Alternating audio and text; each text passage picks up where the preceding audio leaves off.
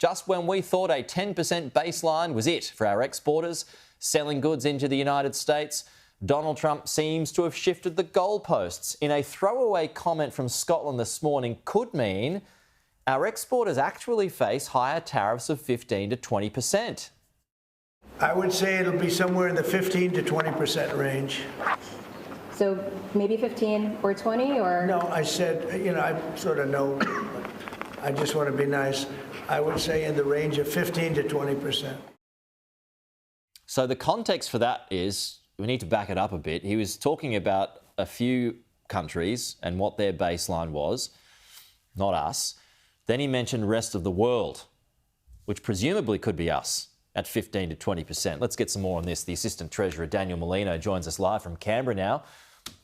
Daniel, good to see you this morning. So as far as you're aware, are our tariffs going up?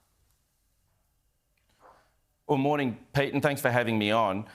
Look, I'd just say firstly that Australia has been committed to a rules-based international order for decades, and in particular, Australia has been very committed to a low-tariff, free trade, international rules-based order. We are a country that relies on trade.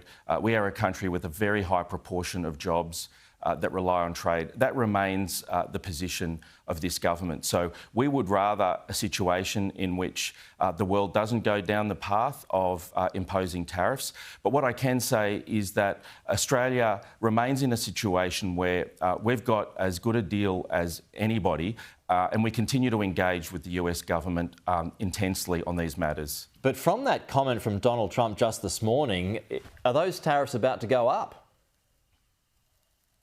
Well, look, I think this has been a situation that's been in a state of flux for some time now, and I think what Australia's doing is to remain deeply engaged with the US. I know that we are discussing the details of what kinds of arrangements we can have with the US. As I said, our starting position is that we believe in a free trade environment.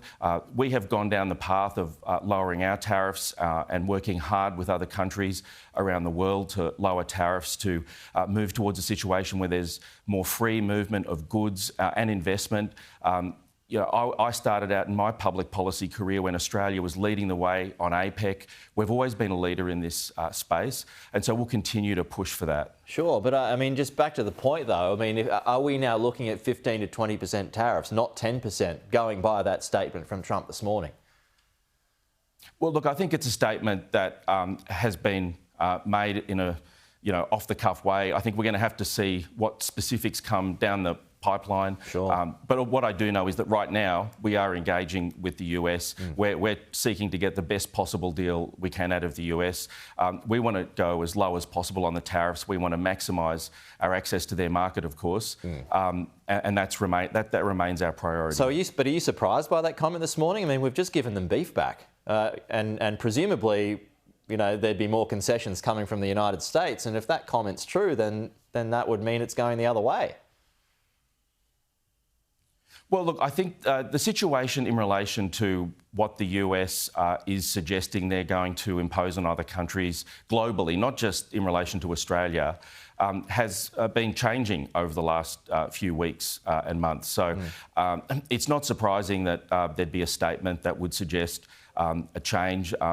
The President's been wanting to adjust his bargaining position in a range of ways along the way.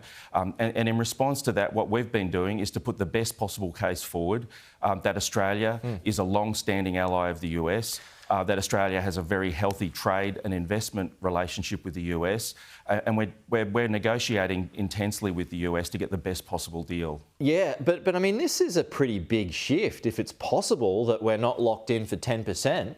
Is it not?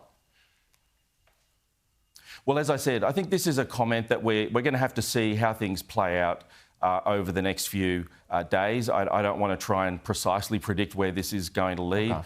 And I think what we can do is just continue to engage with the US administration. We have a long-standing, deep friendship with the US. We have a long-standing alliance with the US. And as I said, we have a very healthy trade relationship with the US. In fact, they have a surplus with us, but we also have very deep investment relationships. They're our largest source of foreign direct investment, which creates huge numbers of jobs in Australia and which also brings a great deal of technical expertise and expands a lot of underpins a lot of innovation in Australia. Yeah. So there's a very healthy bilateral economic relationship there, which we can build on and which we'll continue to negotiate around. Okay. Dan, Tim Wilson just spoke of this a moment ago on penalty rates, which of course you guys put forward as one of your priorities for the first sitting week. Has this got to go out for more consultation? Because the claim is that it's been rushed. Well, what I'd say is that protecting penalty rates is something that was raised with me during the election campaign. There are so many situations where workers go out of their way in difficult times to provide services. There are so many situations where the rest of us, for example, will enjoy a public holiday. People provide us services on those public holidays. They deserve penalty rates when they're working at those kinds of times, when they're working late at night. Penalty rates are one of the core functions of pay and conditions, and I think it's entirely appropriate that we provide more protection for penalty rates. Okay. This was something that was raised with me by people during the election campaign. It was a very clear commitment, and I don't think anybody could see the last election as anything but a resounding endorsement for our policies for providing more protection and support for workers. Would you be making more amendments to it, or at least open to that? Oh, look, I don't want to comment on the kinds of discussions, the discussions around particular provisions in bills that happen in Parliament whenever a bill is introduced. You'd want to talk to the Minister about that. But as I said, the core issue here is very clear. It's a position that we've held for quite some time. We've been absolutely clear in the lead up to the election.